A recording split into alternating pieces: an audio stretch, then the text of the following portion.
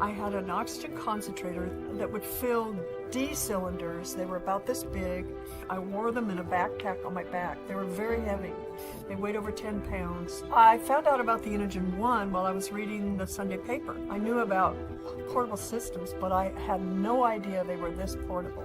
I took one look at it and called the number. I like to travel. One of my children and some of my grandchildren live in Ohio.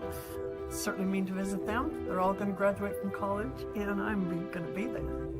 I can't fly without oxygen. I can't go that long without oxygen. Even in a pressurized cabin, just can't breathe. Many systems aren't certified to go on an airplane. They won't let them on. Inogen 1 is certified to fly, and just the mobility to walk and to exercise and to do things that I like to do. That's important to me.